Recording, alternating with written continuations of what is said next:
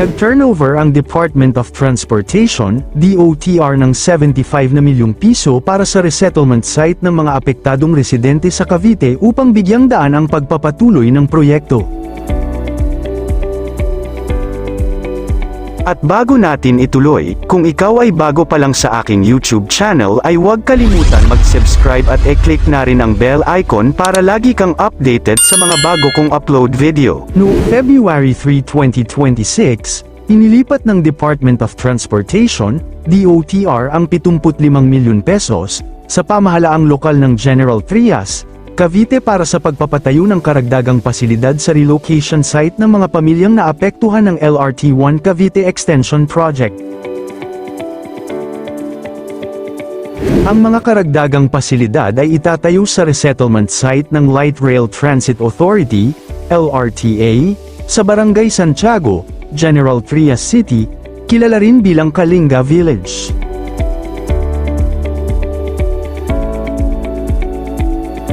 Ayon kay Transportation Secretary Giovanni Lopez, layunin nito na magkaroon ng livable community para sa mga pamilyang inilikas sa pamamagitan ng pagbibigay ng maayos na pasilidad at pangunahing serbisyo.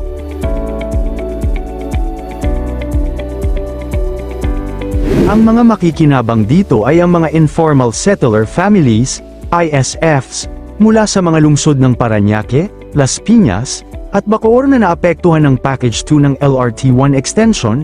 Sa kasalukuyan, may 1,374 units na ang okupado sa kabuuang 1,678 housing units sa nasabing village. Binigyang diin ni General Trias Mayor John Ferrer na ang bawat sentimo ng pondo ay gagamitin para sa mga programa, proyekto, at tulong sa mga residente. Ang 75 na milyong piso ay nagsisilbing unang tranche ng pondo para sa social livelihood programs at serbisyo.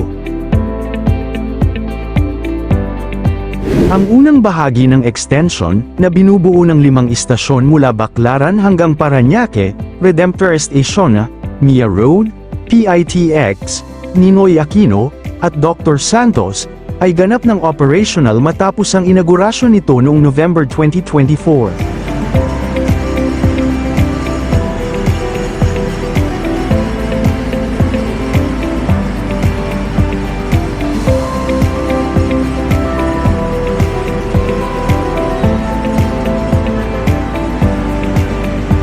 Sa kabila ng mga naunang panawagan na gibain ang bahagi ng C5 Quirino Flyover dahil sa pagharang nito sa original alignment ng tren, lumalabas sa mga pinakahuling ulat na hindi na ito gigibain. Sa halip, ang ruta ng LRT-1 ay dadaan na lamang sa mga karatig na lupain upang maiwasan ang flyover.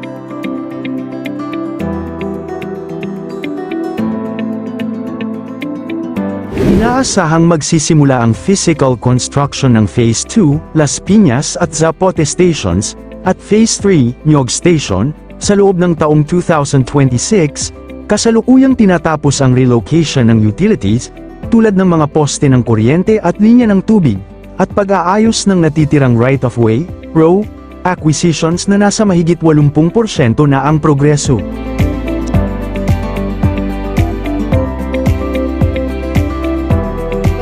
Samantala, ayon sa mga ulat noong kalagitnaan ng 2025, target ng Department of Transportation, DOTR na simulan ang konstruksyon ng Talaba Station sa 2026. Ang gobyerno, DOTR ang magpopondo sa konstruksyon ng istasyon na nagkakahalaga ng humigit kumulang 3 bilyon pesos, sa halip na isama ito sa kasunduan ng pribadong operator na Light Rail Manila Corporation, LRMC.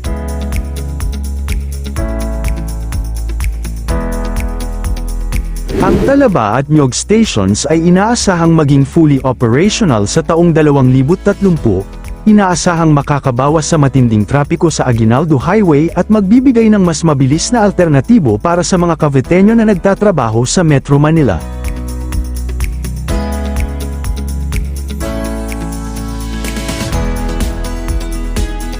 Ang Talaba Station ay isang karagdagang istasyon na idinagdag sa Phase 2 at 3 ng LRT-1 Cavite Extension Project. Ito ay matatagpuan sa Barangay Talaba, Bacoor, Cavite, sa pagitan ng mga nakaplanong Zapote at Nyog stations.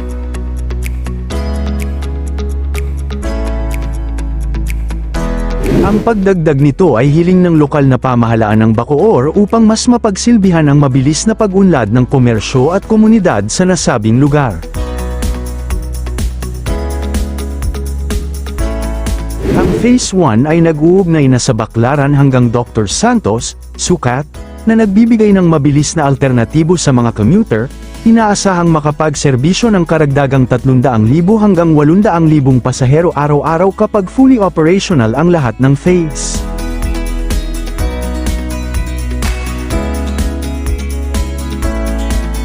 Malaki ang maitutulong sa pagbawas ng sasakyan sa Parañaque, Las Piñas, at Bacoor, ang bagong Phase 2 at 3 kapag naisakatuparan ay magkokonekta sa Nyog, Bacoor na magpapalakas sa koneksyon ng Metro Manila at Cavite, gayon din sa paglago ng mga lokal na negosyo.